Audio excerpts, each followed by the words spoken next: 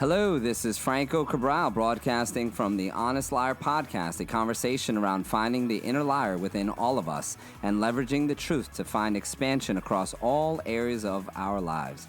Today's topic is wrong target equals wrong result.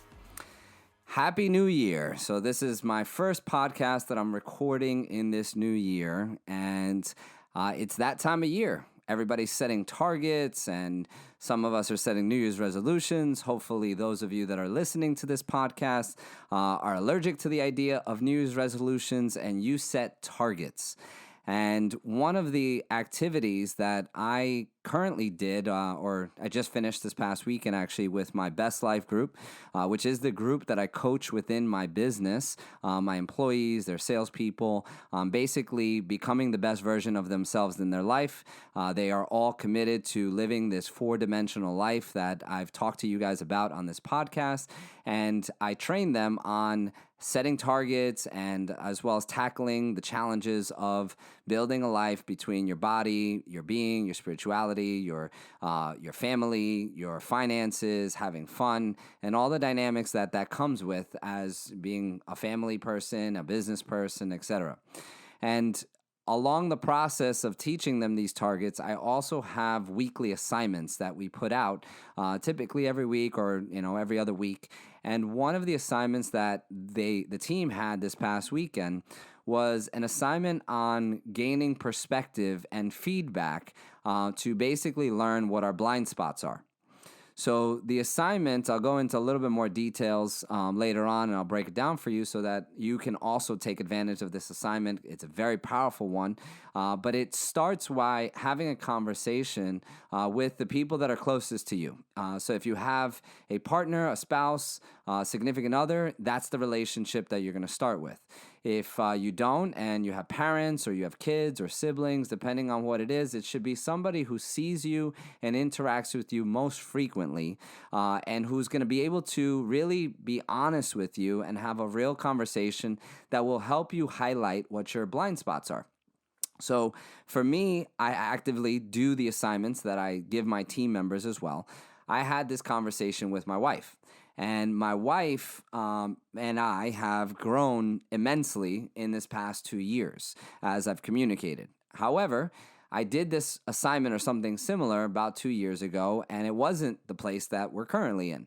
And it was an extremely powerful exercise that gave me a big aha moment and highlighted a lot of things that I really wasn't aware of. So the assignment starts with asking some questions that are fairly simple. One of the questions is, how would you grade me in how I am showing up as a father on a scale of A to F?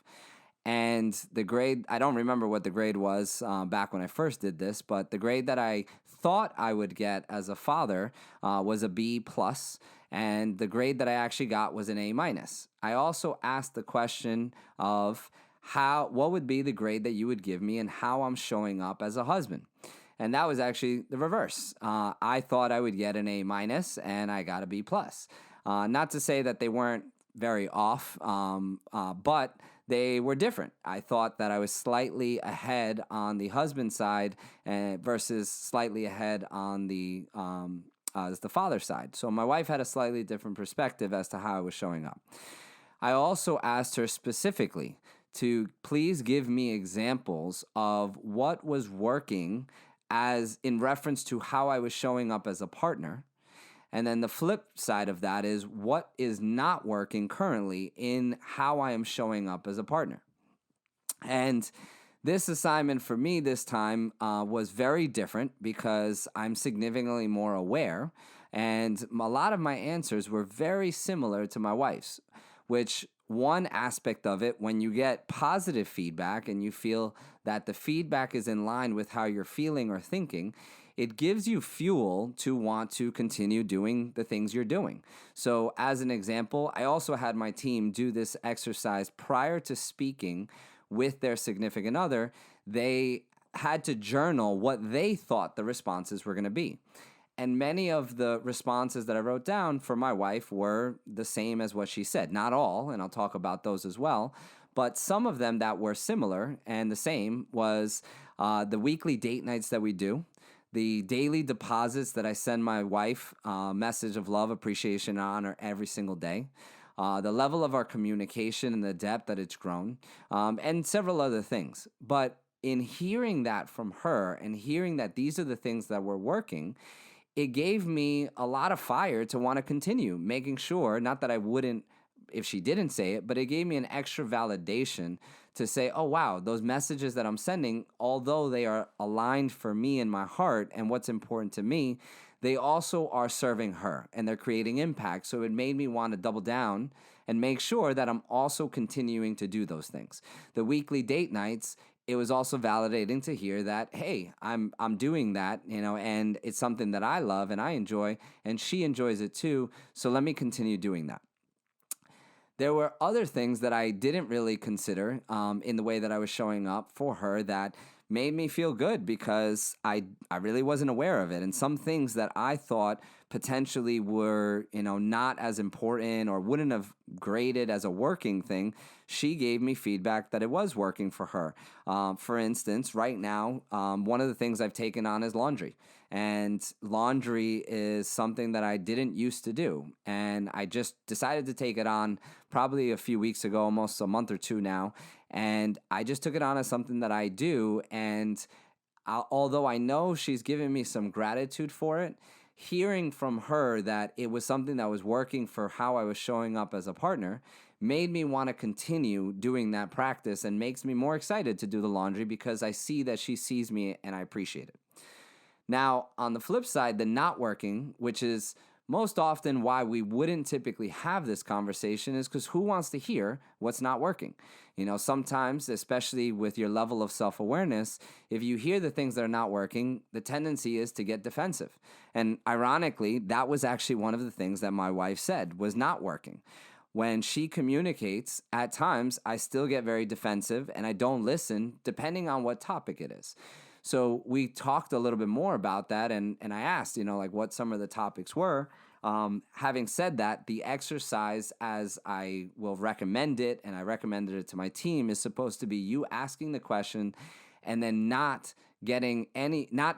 putting your 2 cents in, just being quiet and accepting the feedback, journaling. Unless your partner wants you to speak up or has a question for you, the whole practice is to take in the feedback and just say, thank you. I appreciate the feedback. I'm looking to improve and be a better husband or better man or better wife or whatever you are, or better father. And I just need feedback from you that's honest and real and raw. So one of the things that we talked about also that was not working was the way that I'm showing up for the dogs. And she feels like I don't love my dogs. And ironically, this is something that I have been thinking about and I've been feeling guilt and shame about. I have 2 young kids, I have a business, a lot going on, and the dogs were here prior to the kids being here. And they used to get a lot more attention. I have been having a very difficult time finding the space to incorporate my dogs into routine, and I've been feeling guilty about it already. But hearing from my wife that she also sees that or feels that I don't love our dogs, it gave me some extra perspective on what I thought was a blind spot, but now it really further cemented that I have a blind spot and I have something that it would benefit me, and now it also would benefit my wife if I chose to work on this. So there was a lot of really valuable lessons that I got just from having a real conversation with my wife. But the other thing that it made me think about, we're in that season of setting targets. And something that a revelation I had the other day when I did a spark, and that's my daily practice of seeking revelation within myself, is that the wrong target will always produce the wrong result. And this connected to the conversation I was having with my wife, because often in the past, I used to try and work on a relationship or do the things that I thought my wife wanted me to do to be a better husband or to get feedback from her or to make sure that I connected more with her. But I often did that in isolation, and I didn't actually communicate, hey, what do you need?